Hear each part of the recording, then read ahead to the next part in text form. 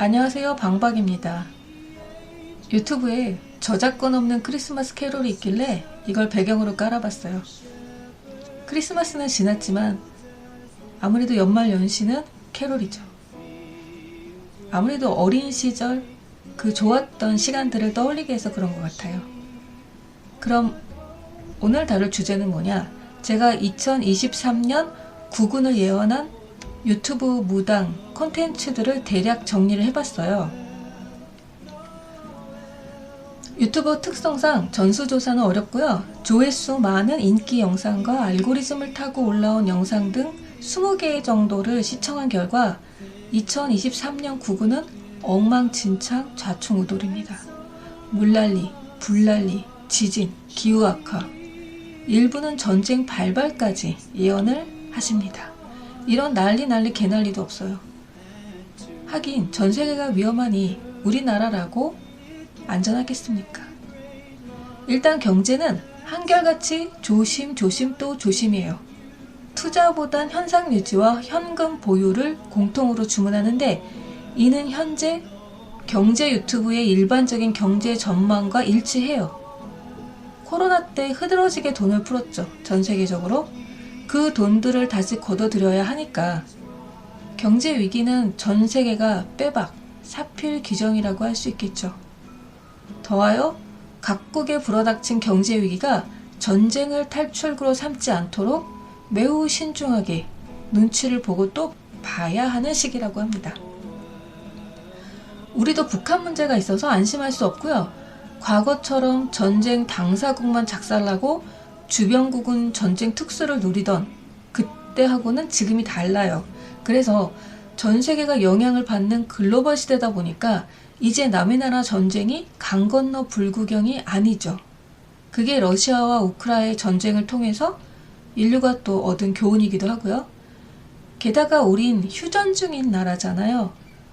북한 체제는 매우 독특하고 기이하죠. 거기다 우리를 둘러싼 사방이 강대국이라서 우리나라의 경우는 매사 신중할 수밖에 없긴 해요. 다행히 극소수의 무당분들만 국내의 전쟁 발발을 예언했고요. 대다수 무당은 전쟁 위기만 예언했어요. 그러니까 조심하란 얘기죠. 그리고 3차 대전은 일단 내년은 아니란 게 중론입니다.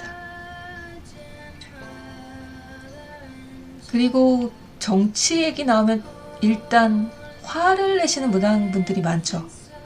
나는 정치 모른다. 전혀 관심 없다. 이렇게 운을 떼지만 찐으로 화를 내는 걸로 봐서는 아마도 정치에 관심이 아예 없지는 않아 보여요. 그리고 또 그럴 수밖에 없는 게 예부터 민심은 천심이라고 했으니까 대중의 분노를 무당이 대리한다고 생각하면 이상한 일도 아니죠.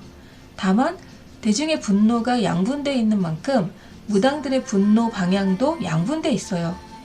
제가 본 콘텐츠는 비율로 보면 현재 야당 지지가 1.5배 정도 많다고 보시면 돼요. 그러니까 대통령 탄핵 질문에도 윤통 내외가 내년이 삼재라서 위기라는 예언이 지배적이에요. 다만 실제 탄핵으로 이어진다고 보는 무당은 소수였고요. 다수는 탄핵 위기를 잘 넘겨야 한다는 조언 형식이었어요. 그리고 여기서 주목할 점은 윤통보다 그 아내인 김건희 씨에 대한 점사에서 부정적으로 보는 무당이 압도적으로 많았다는 거예요. 이런 것도 대중의 심리가 많이 반영되고 있지 않나라는 생각도 들어요.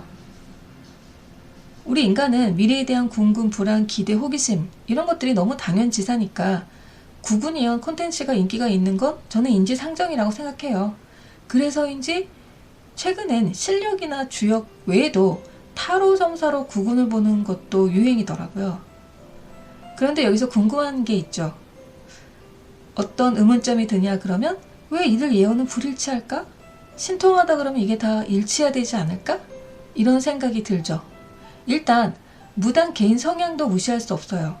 각 개인은 자신의 경험치와 인지 능력 안에서 사고하고 표현할 수밖에 없기 때문에 이 차이를 우리는 인정해야 되고요.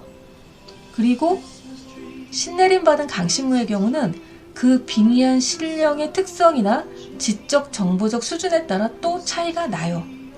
그리고 한 번 빙의했다고 그 신령이 영원히 함께 있는 것도 아니고요. 무당이 기도를 많이 하지 않아서 신전이 탁해지면 몸주로 왔던 신령이 그 무당을 떠나기도 해요. 물론 한국 사회의 특성상 사기꾼도 많이 있겠죠. 왜냐하면 우리나라 사회 분위기가 사기의 경계를 넘나드는 사람들이 많죠. 왜냐?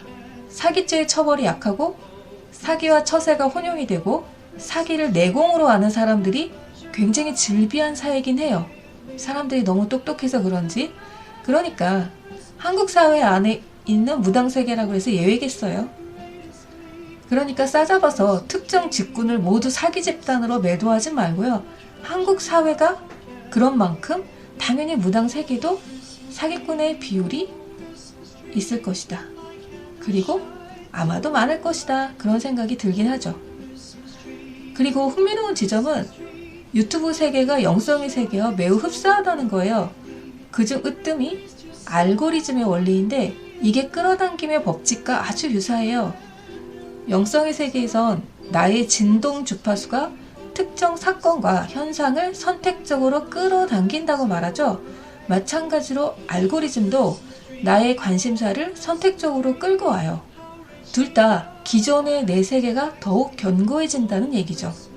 이런 원리로 보자면 행복한 사람은 더 행복해지고 불행한 사람은 더 불행해진다는 주장이 맞아요. 이게 경제로 가면 부익부 빈익빈이 되는 거죠. 세상을 우울하고 어둡게 보면 나의 세계가 그것을 창조한다는 거예요. 즉, 나의 선택이 나를 이루는 환경과 주변을 만든다는 점에서 유튜브의 알고리즘과 영성 또는 자기계발서에서 말하는 끌어당김이 서로 통하죠. 그리고 이는 다시 상담학이나 사회학에서 말하는 장이론과도 만나요. 그래서 구체적인 상황과 맥락을 가진 각 개인은 고유한 자신만의 세계에서 벗어나기가 어렵고요. 이런 개개인의 특성을 인정할수록 공론장에서 소통하는 것이 더 어려워지죠. 그래서 어쩌라고? 그래서 관계 중심적인 MBTI가 지금 어마무시하게 유행하고 있죠. 2030은 자기 MBTI를 거의 다 알고 있다고 저는 알고 있어요. 근데 아무래도 이제 40, 50, 60으로 가면 그게 뭔데 이럴 수도 있고요. 이건 왜 유행하냐 그러면 타인에 대한 두려움과 그 두려움으로 인해서 발생하는 극단적인 배려, 이게 일단 상대가 어떤 유형인지 알고 내가 조심하고, 그리고 상대방을 거슬리지 않게 나도 상처받지 않고 상대도 상처 주지 않고 싶어하는 그런 마음이 MBTI를 유행하게 하는 거죠. 그리고 이 말은 다시 역으로 개인의 고립은 앞으로 더 강화될 예정이죠. 어쩔 수 없는 건 어쩔 수 없는 거야 라고 선긋기에 들어가는 거니까요. 이런 고립감에서 벗어나기 위해서라도 상징성만 남은 특정 집단이나 우상과 자신을 동일시하는 사람들이 늘어날 것으로 보여요. 주로 그게 정치나 종교 쪽에서 항상 더 심하긴 하죠. 언제까지? 영혼의 안정감과 개인의 자유를 만끽하며 자연과 인간에 대한 충만감을 공유하는 사람들이 인류의 다수가 될 때까지. 그때가 언젠지는 저도 모르죠. 다만 그런 때를 우리 개개인이 앞당길 수도 있겠죠. 그런 생각을 해봅니다. 또는 덜 다치고 넘어갈 수도 있겠죠. 덜 깨지고. 그럼 재미로 보는 2023년 구군 예언에 대한 정리를 한번 해봤습니다. 연말연시 따뜻하게 해피하게 보내세요. 그럼 여기까지 방박이었습니다.